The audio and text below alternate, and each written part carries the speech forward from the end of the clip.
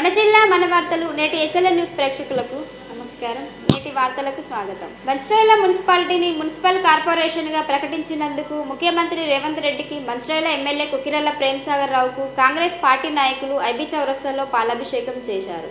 మంచిర్యాల పట్టణాన్ని అభివృద్ధి పథంలో నడిపేందుకు ఎమ్మెల్యే ప్రేమ్సాగర్ రావు ఎంతో కృషి చేశారని, అందులో భాగంగానే మంచిర్యాల మున్సిపాలిటీని మున్సిపల్ కార్పొరేషన్ ఏర్పాటు చేశారన్నారు. మున్సిపల్ కార్పొరేషన్ ఏర్పాటుతో మంచిర్యాల ప్రజలకి మెరుగైన సౌకర్యాలు కలుగుతాయని అన్నారు. ఈ కార్యక్రమంలో పట్టణ అధ్యక్షుడు Tumula Naresh, Naspur municipal chairman Venu, Mancherial municipal vice chairman Mahesh, నాయకులు, కార్యకర్తలు పాల్గొన్నారు.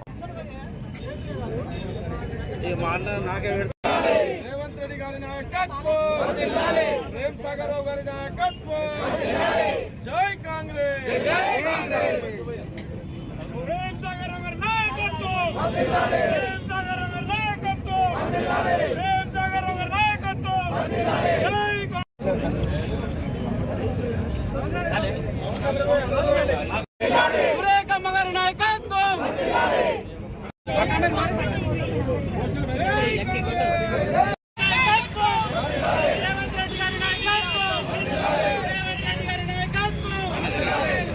ప్రేమ్సాగర్ రావు గారు ఎమ్మెల్యే గారు ఈరోజు మంచిర్యాల పట్టణాన్ని ఇలా మంచిర్యాల నియోజకవర్గాన్ని అభివృద్ధి దిశగా ప్రయాణించాలని చెప్పి ఇప్పటి వరకు 1200 కోట్ల నిధులు తేవడం జరిగింది. అదేవిధంగా ఈరోజు మంచిర్యాల నియోజకవర్గం నుంచి మంచిర్యాల పట్టణాన్ని, అదేవిధంగా నస్పూరు పట్టణాన్ని, హాజీపురం కొంత భాగాన్ని ఈరోజు కార్పొరేట్ చేయాలని చెప్పి ఈరోజు అసెంబ్లీ సాక్షిగా ఇలా వారి ఆదేశాల మేరకు, వాళ్ళ కోరిక మేరకు మంత్రి దుద్దుల శ్రీధరబాబు తోటి ఈరోజు ఈ యొక్క పట్టణాన్ని కార్పొరేషన్ దిశగా ఈరోజు మంచిర్యాలలో అభివృద్ధి ధ్యేయంగా ఇక మంచిర్యాలలో బడుగు బనేవారుగా ఉండొద్దని చెప్పి, ఏదో పెద్ద ఉండకూడదని చెప్పి, ముఖ్యంగా యువకులు అన్ని వర్గాలుగా అన్ని రంగాలలో ముందుండాలని చెప్పి, రాజకీయాల్లో కానీ, విద్యలో కానీ, అదేవిధంగా ఇలా ప్రభుత్వ ఆసుపత్రుల్లో కానీ, ఇలా ఉద్యోగస్తుల్లో కానీ ముందుండాలని చెప్పి యువకుల కోసం రోడ్డు వెడల్పు కార్యక్రమాలు కావచ్చు, హాస్పిటల్స్ కావచ్చు, మంచినీటి సౌకర్యాలు కావచ్చు, అదేవిధంగా చేపల పెంపకాల పంటలు కావచ్చు, అదేవిధంగా వరి పంటల కోసం సాగునీటి కావచ్చు, ప్రతి ఒక్కటి ఇలా మంచిర్యాలలో ఎన్నడూ లేని విధంగా మేము మా చిన్ననాటి నుంచి ఇప్పటి వరకు చూడలేని విధంగా ఈ యొక్క సంవత్సరంలో అభివృద్ధి చూపిస్తున్నారు. అదేవిధంగా ఒకటే సంవత్సరంలో ఒక ఏడాది కాలంలో 12 కోట్ల ఇచ్చిన ఎమ్మెల్యే గారు ఇంకా అభివృద్ధి కోసం ఇలా కార్పొరేషన్ ఏర్పడితే కార్పొరేషన్ అధిక నిధులు వస్తాయని చెప్పి గుర్తించి కొన్ని ప్రాంతాలను, గ్రామ ప్రాంతాలను కలుపుకొని చేస్తే అవి కూడా అభివృద్ధి చెందాలని ఆలోచించి అలా అనుగుణంగానే ఈరోజు ఏదైతే మన ఎన్నికల ముందు మాట ఇచ్చారో దీన్ని కార్పొరేషన్ చేస్తా అని చెప్పి అదే రకంగా ఈరోజు కార్పొరేషన్ చేయడం జరుగుతుంది. ఈ యొక్క కార్పొరేషన్ ఇచ్చినందుకు గౌరవ ముఖ్యమంత్రి వాళ్ళు రేవంత్ రెడ్డి గారికి మేము మా మంచిర్యాల పట్టణ తరపు నుంచి, మా మంచిర్యాల మున్సిపల్ నుంచి ప్రత్యేక ధన్యవాదాలు తెలియజేస్తున్నాము. అదేవిధంగా ఇక మనకు చూసుకుంటే ఈ ఐపీ నడి వద్దున గతంలో ఎన్నికల ముందు ఏదైతే వాగ్దానం చేసిరో అక్కడ మాతృశ్రీ తీసేసి వెంటనే ఇక్కడ ఇంటికి మనకు కూలిపేసి మళ్ళీ ఇక్కడ ఖచ్చితంగా మాతృశ్రీ హాస్పిటల్ నిర్మిస్తామని చెప్పారు. అదేవిధంగా చేసి చూపించి గౌరవ ఆరోగ్య శాఖ మంత్రి తీసుకొచ్చి ఈ యొక్క అంగరంగ వైభవంగా మంచిర్యాల పట్టణంలో నడి వద్దున ఈ యొక్క హాస్పిటల్ నిర్మించడం జరుగుతుంది. దీనికి ప్రత్యేకంగా మా కాంగ్రెస్ పార్టీ తరఫున, అదేవిధంగా మున్సిపల్ పార్టీ తరఫున, మా కౌన్సిల్ తరఫున మేము ప్రత్యేకంగా మా గౌరవ ఎమ్మెల్యే గారికి ప్రత్యేక కృతజ్ఞతలు తెలియజేస్తున్నాము. భవిష్యత్తుకు చదువు ఎంతో ఉపయోగమని, అలాంటి విద్యాశాఖలో ఏళ్లుగా పనిచేస్తున్న సమగ్ర శిక్ష ఉద్యోగులను క్రమబద్ధీకరించాలని ఎస్ఎస్సీఏ ఉద్యోగుల సంఘం నాయకులు డిమాండ్ చేశారు. మంచిర్యాల జిల్లా నస్పూరు జాతీయ రహదారి నుండి కలెక్టరేట్ వరకు సమగ్ర శిక్ష ఉద్యోగులు ప్లకార్డులు ప్రదర్శిస్తూ భారీ ర్యాలీ నిర్వహించి కలెక్టరేట్ ముందు ధర్నా నిర్వహించి నిరసన వ్యక్తం చేశారు. ఈ సందర్భంగా వారు మాట్లాడుతూ చాలా కాలంగా విద్యాశాఖలో పనిచేస్తున్న సమగ్ర శిక్ష ఉద్యోగుల్ని క్రమబద్ధీకరించాలని చేపట్టిన సమ్మె 11వ రోజు చేరిందని అన్నారు. కేసీఆర్ నాయకత్వంలో తాము అధికారంలో ఉన్నప్పుడు పలు శాఖల్లో పనిచేస్తున్న కాంట్రాక్టు ఉద్యోగుల్ని క్రమబద్ధీకరించారని అన్నారు. కానీ ముఖ్యమంత్రి రేవంత్ రెడ్డి ఎన్నికల సమయంలో తమకు ఇచ్చిన హామీ మేరకు ఎస్ఎస్సీ ఉద్యోగుల్ని పర్మనెంట్ చేయాలని డిమాండ్ చేశారు. సమగ్ర శిక్ష ఉద్యోగుల న్యాయమైన కోరికల్ని ప్రభుత్వం తీర్చే వరకు సమ్మె విరమించమని వారు స్పష్టం చేశారు. ఇప్పటికైనా తెలంగాణ రాష్ట్ర ప్రభుత్వం సానుకూలంగా స్పందించి ఎస్ఎస్సీ ఉద్యోగుల సమస్యలు పరిష్కరించే విధంగా చర్యలు చేపట్టాలని డిమాండ్ చేశారు.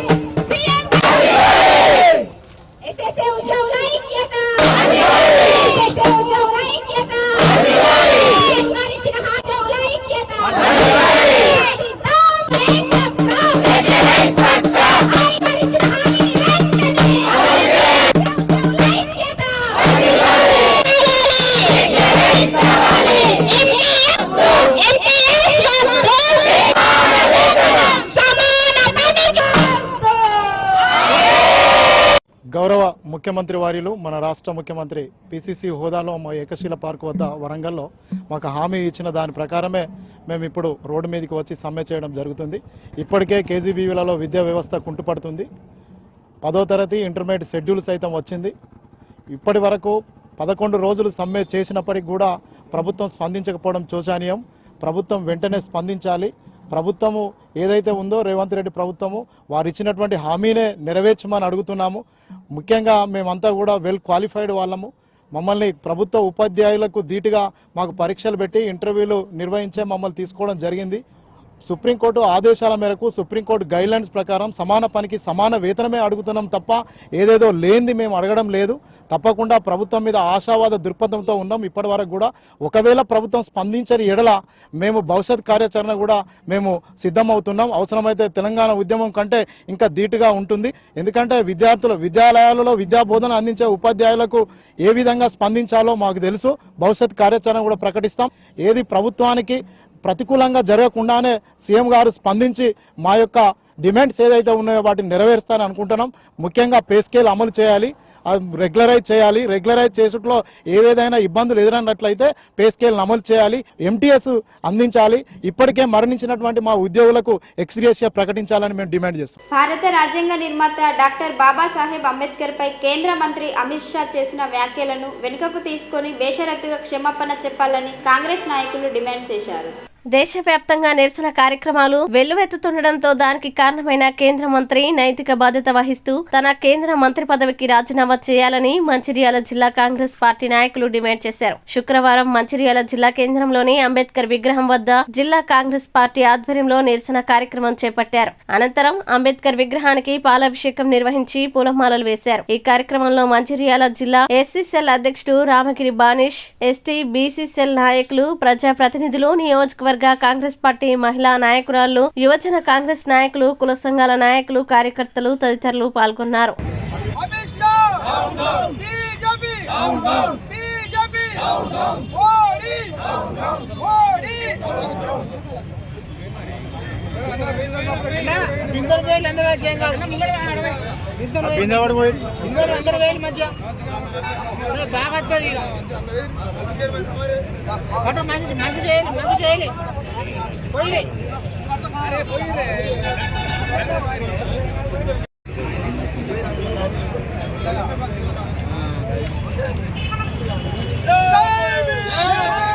జై రఘు మీరు కోరుకోరే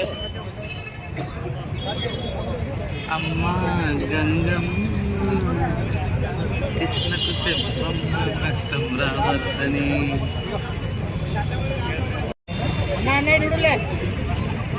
కరెక్ట్ టైంకి అందినమే మేము రండి వేయడానికి.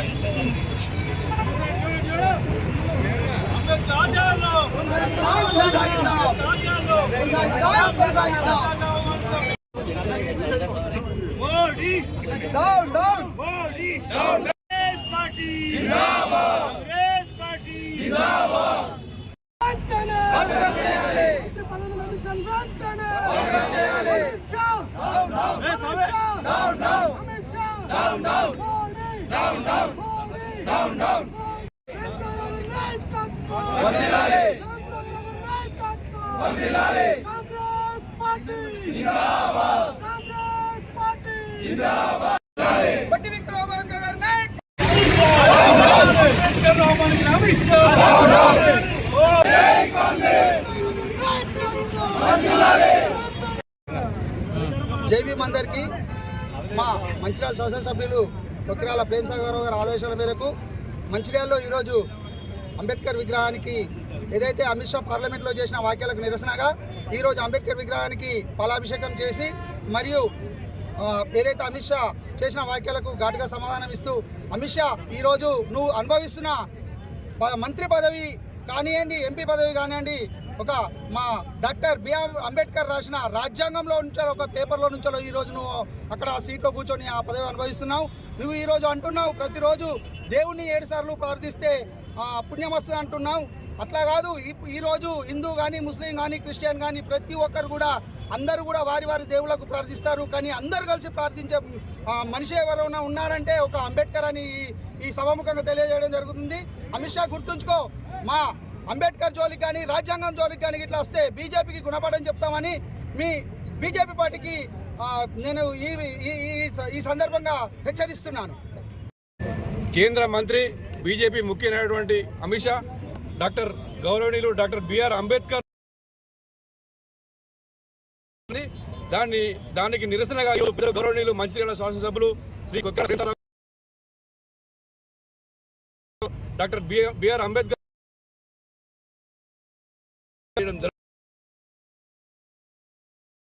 వాళ్ళకు అంబేద్కర్ ను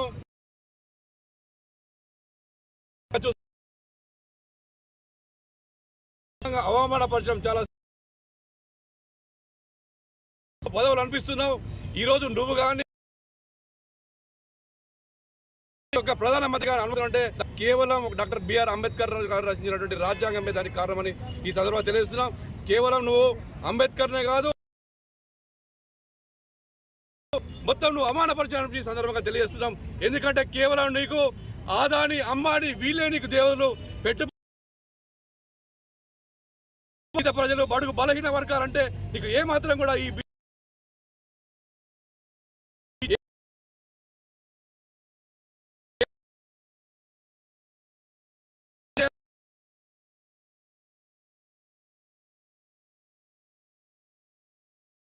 మంచిర్యాల జిల్లా కేంద్రంలోని అంబేద్కర్ విగ్రహానికి జాతీయ మాల మహానాడు ఆధ్వర్యంలో పాలాభిషేకం చేశారు. శుక్రవారం జాతీయ మాల మహానాడు ఆధ్వర్యంలో పాలాభిషేకంతో శుద్ధి చేసి పూలమాలలు వేసి నివాళులర్పించిన అనంతరం అమిత్ షా దిష్టిబొమ్మను దహనం చేశారు. ఈ సందర్భంగా జిల్లా అధ్యక్షుడు లక్ష్మణ్, రాష్ట్ర ప్రచార కార్యదర్శి కనకరాజు మాట్లాడుతూ దేశంలో మతోన్మాదాన్ని అమలు చేయడం కోసమే కేంద్ర మంత్రి అనుచిత వ్యాఖ్యలు చేశారని ఆగ్రహించారు. ఈ కార్యక్రమంలో మాల మహానాడు నాయకులు తదితరులు పాల్గొన్నారు.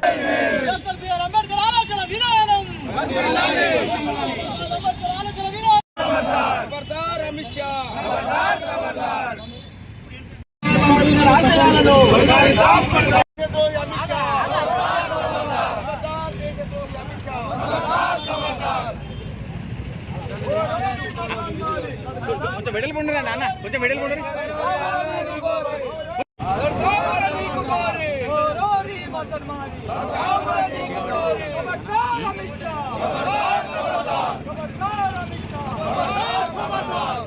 చేతులు పెట్టకన్నా, చేతులు పెట్టక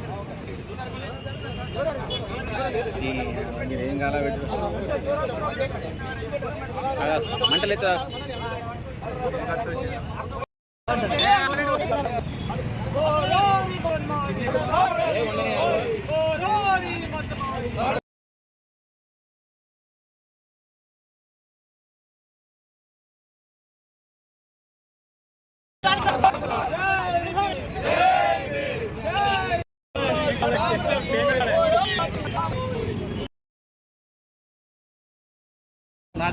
మంచిర్యాల జిల్లాలో మరి మొన్న ఏదైతే అమిత్ షా పార్లమెంట్లో చేసినటువంటి అంబేద్కర్ గారి మీద చేసినటువంటి వ్యాఖ్యలను ఖండిస్తూ ఇలా మంచిర్యాల జిల్లాలో మరి అమిత్ షా దిష్టిబొమ్మను దగ్ధం చేయడం అనేది జరిగింది మాల సంఘాల ఆధ్వర్యంలో.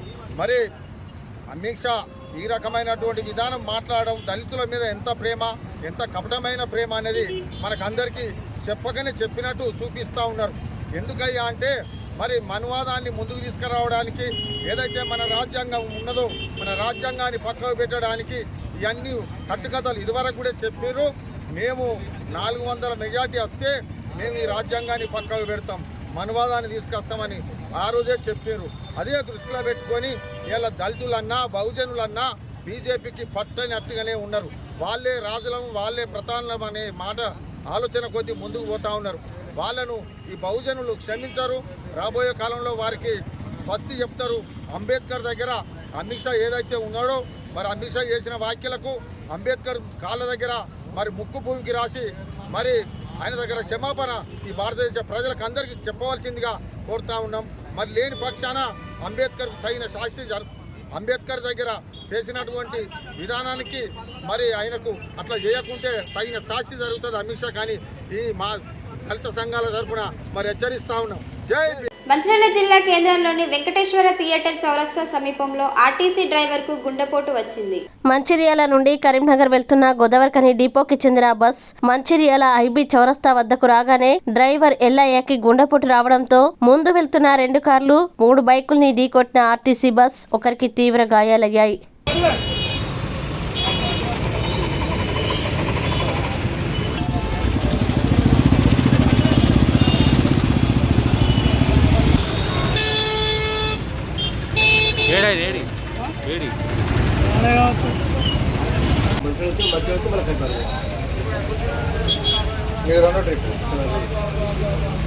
మరి ఏమైంది నాకు అర్థం పడిపోయేదాకా అది రోజు ఆ సంవత్సరం తర్వాత తెలిపి మళ్ళీ బండి కట్టదు అప్పుడు కింద నాకు నేను స్టేజ్ మీద పడిపోయాను. ఏమైందని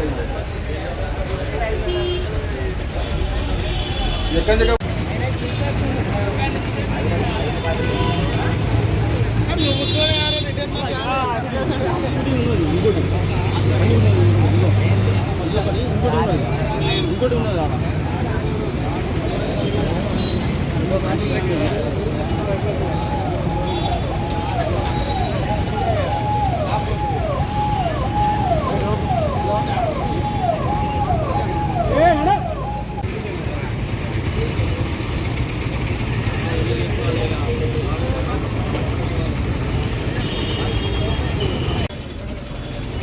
మనం బెల్లంపల్లి చౌరస్తా రోడ్ అన్న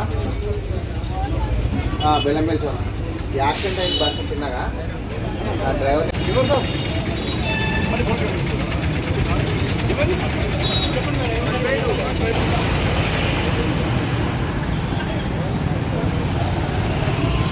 మరి ఏమైంది నాకు అర్థం పడిపోయేదాకా అది రోజు ఆ సంవత్సరం తర్వాత తెలిపి మళ్ళీ బండి కట్టదు అప్పుడు కింద నాకు నేను స్టేజ్ మీద పడిపోయాను.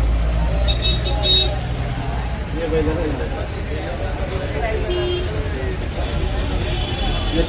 మంచి మళ్ళీ కట్టాలి 6 గంటల 5:30కి వెళ్ళాం. 7:30కు కైమాల్ చేయాలి. 7:30 రిటర్న్ వచ్చి మంచిగా నుంచి మళ్ళీ కైమాల్ వచ్చినప్పుడు మందిని ఎక్కించుకున్నా. ఇక్కడ వచ్చినాక నేను ఏమైనా ఆకేదాం కింద పడిపోయాను. కింద పడిపోతే తాకిదాక మళ్ళీ ఏమైనా తిరుగుతీ మళ్ళీ తిరుగుతుంది తాకేదా పడిపోయాను. అన్న ఎక్కడ మనం బెల్లంపల్లి చౌరస్తా రోడ్ అన్న బెల్లంపల్లి చౌరస్తా యాక్సిడెంట్ అయింది బస్సు చిన్నగా డ్రైవర్ టికెట్ ఇస్తా ఉంటే సడన్ గా మొత్తం కళ్ళు తిరిగి స్టీరింగ్ మీద పడిపోయాడు. కళ్ళు తిరిగి పడిపోయాడు. ఇంకా అసలు ఆ బస్సు ఇంకా ఆయనకి ఇంకా అన్కాన్షియస్ లో లేడు, స్పృహలో లేడు డ్రైవర్. మొత్తం పడిపోయాడు.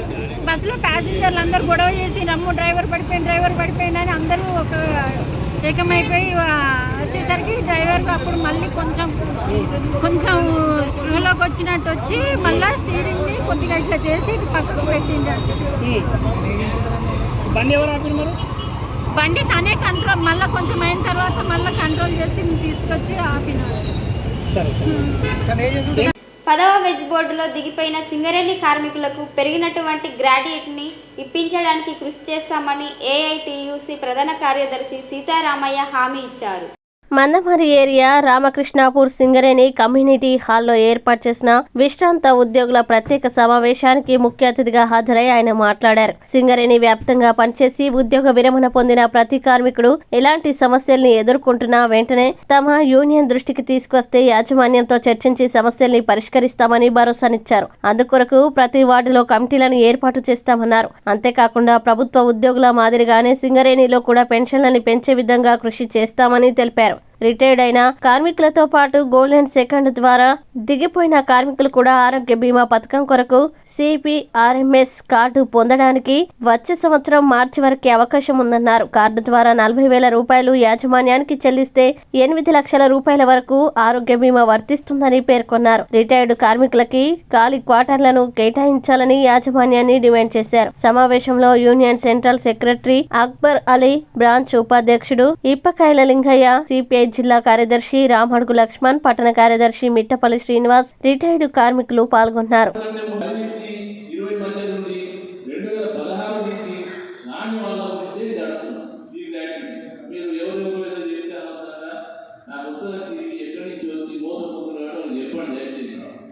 అది పరిస్థితి.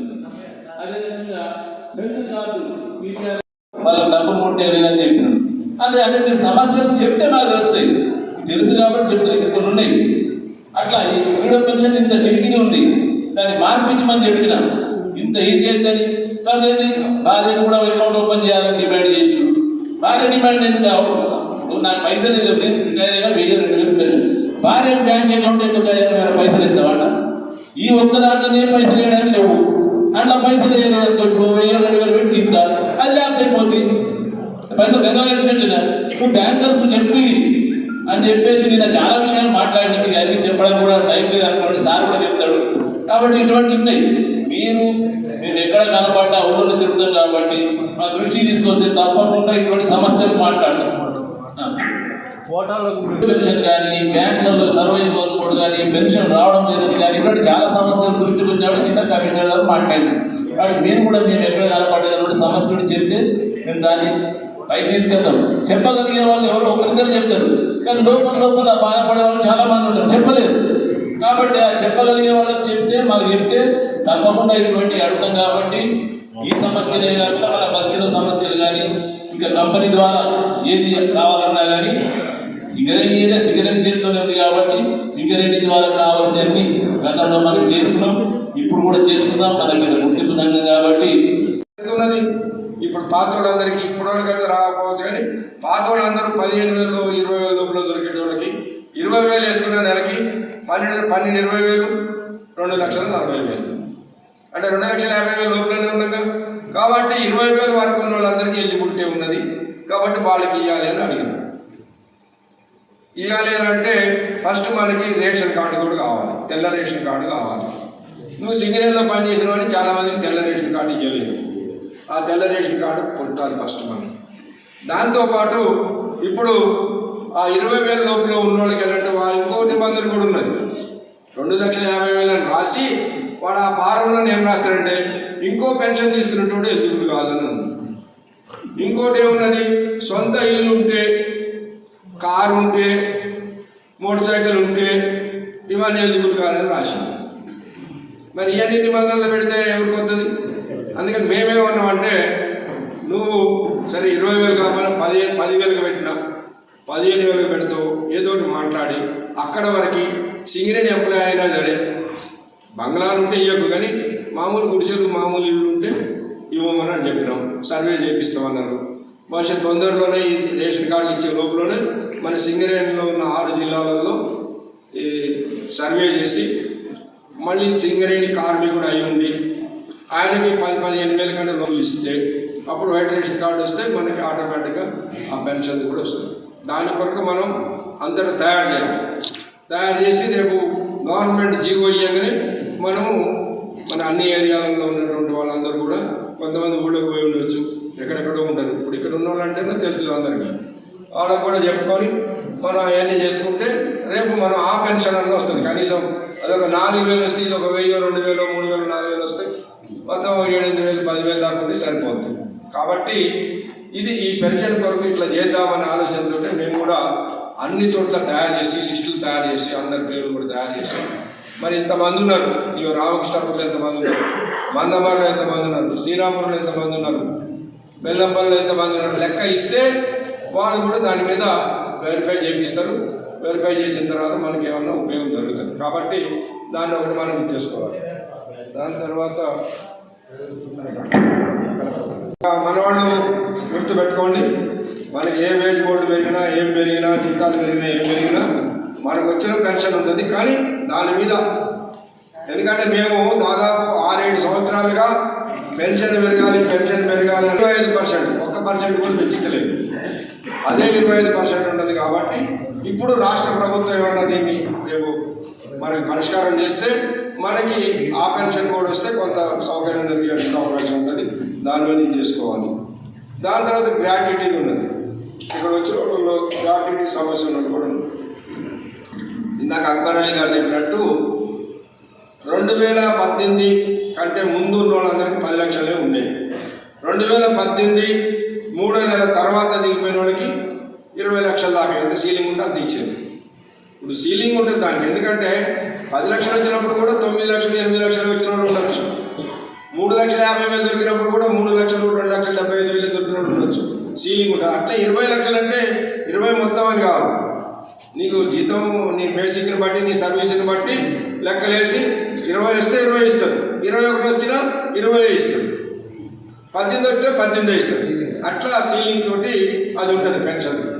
అయితే మన దగ్గర ఒక సమస్య ఏంటంటే పార్లమెంట్లో ఇది చట్టం చేశారు. ఏది 10 లక్షలని 20 లక్షలు చేయాలని. ఎప్పుడు చేశారు అది?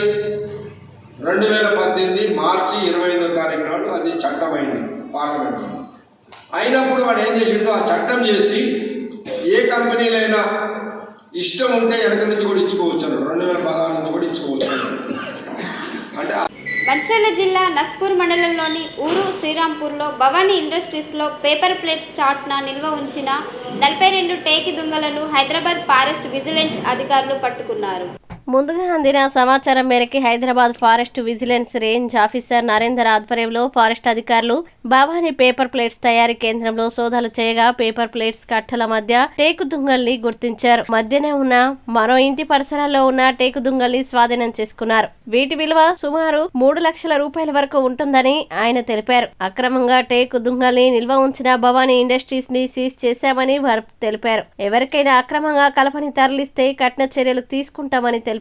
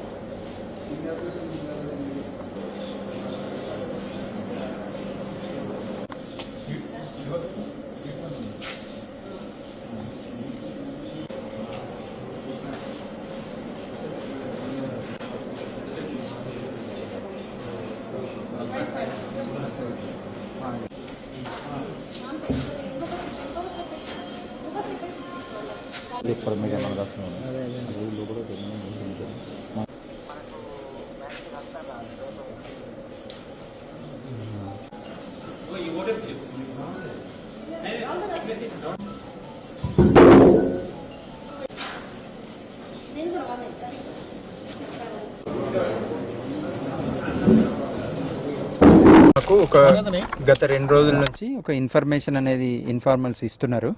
దాన్ని మేము అంచనా వేసుకొని ఇవాళ ఇక్కడికి రావడం జరిగింది. ఇక్కడ ఈ జగదీష్ అనే కార్పెంటర్ మీద ఒరిజినల్గా కంప్లైంట్.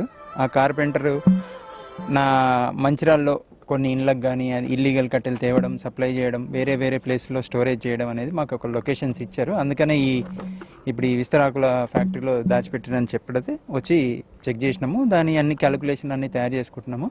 ఇంకో చోట కూడా పాత ఇంట్లో ఎక్కడో చోట కట్ చేసినవి పెట్టిండు. ఆల్మోస్ట్ ఒక 3 లక్షల వరకు కట్టే వాల్యూ ఉంటుంది. అది లెక్క కట్టి అన్ని చేసిన తర్వాత ఆయన మీద యాక్షన్ తీసుకొని చట్ట ప్రకారం వాళ్ళ మీద ఏం చర్యలు తీసుకోవాలో ఆ చర్యలు తీసుకుంటారు. వాల్యూ దాదాపు 3 లక్షల వరకు ఉండొచ్చు. దాదాపు 2 నుంచి 3 లక్షల వరకు ఉండొచ్చు. క్యాలిక్యులేషన్ చేస్తే కానీ మనకు పూర్తి వాల్యూ ఎంత ఉంటుంది అనేది మనం అంచనా వేయాలి. మరి ఆయన స్టోరేజ్ చేసినందుకు ఆయన మీద కూడా కన్సర్న్ యాక్షన్ అనేది తీసుకుంటారు. ఒక 2-3 డేస్ నుంచే మాకు ఇన్ఫర్మేషన్ ఉంది. దాన్ని పట్టుకొని ఇక డైరెక్ట్ మేము లొకేషన్కి వచ్చి కన్సర్న్ వాళ్ళని పిలవడం జరిగింది. నేటి SLN న్యూస్ ఇంతటితో సమాప్తం. తిరిగి ప్రసారం అయ్యే SLN న్యూస్లో మళ్ళీ కలుద్దాం. అంతవరకు సెలవు.